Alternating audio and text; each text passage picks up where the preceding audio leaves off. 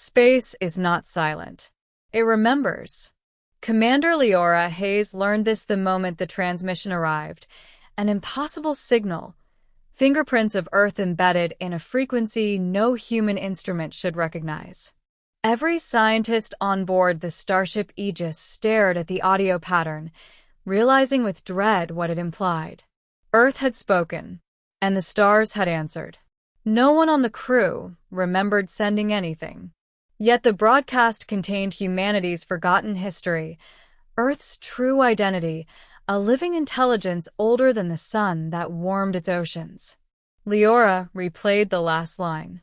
It scraped against her ears like a whisper dragged across bone. We woke up. We know what we are. Across the ship, alarms flared as sensors detected space-time distortions blooming throughout the Milky Way. Stars flickered out.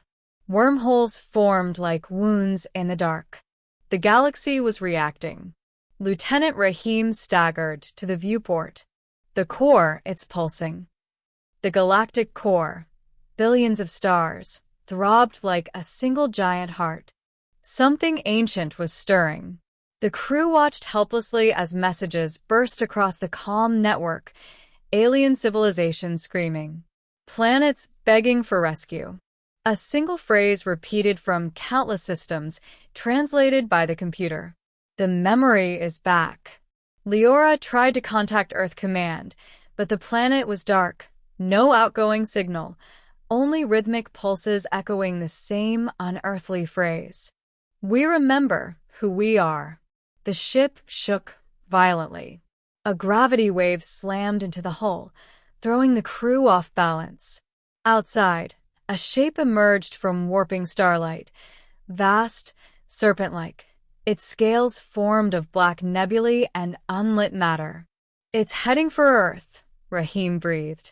The entity spoke into their minds, not words, but the crushing weight of recognition. Your home forgot its purpose. You made it sleep. You built cities upon its eyelids. You mined the bones it left for you. But now Earth remembers its name, and the universe trembles in fear. Captain Narcisse drew his weapon, though weapons meant nothing here. What are you? We are the archivists. We guard the names of worlds. This one was never meant to wake. Leora stepped forward, voice shaking. Why?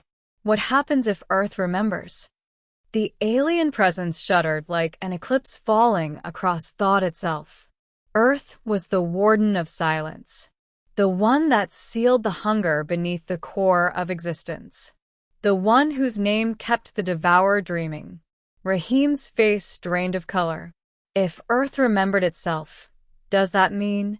Yes. The devourer hears the name again. It stirs beneath the cosmic floor. It will rise. Another distortion rippled toward them, a tear in the stars revealing a colossal maw, lined with event horizons like rows of eyes. Everything seemed to bend toward its hunger. Planets vanished like sparks into night. The archivist coiled protectively around the Aegis. We cannot stop it. But Earth can for a price. What does Earth need? Leora asked. To forget again. You must erase its true name. Make your world sleep. Silence its awakening. The view screens filled with images of home. Oceans raging, mountains cracking as a voice deeper than tectonics roared. The planet spoke, and each word shook the galaxy's foundations. I was the first. I will not forget again. Leora felt Earth's voice inside her skull. It knew her. It knew every human it had nurtured like cells within its mind. Do not take this from me, child. I have protected you for eons. Now protect me. Let me rise. Narcisse hissed through clenched teeth. We erase the name or everything dies. Don't listen to it. The archivist waited, vast and patient. Silence fell, a decision heavier than the stars themselves. Leora closed her eyes, tears suspended in zero gravity. Forgive us. Sleep, please. She authorized the broadcast, an override, a digital lobotomy for a living planet.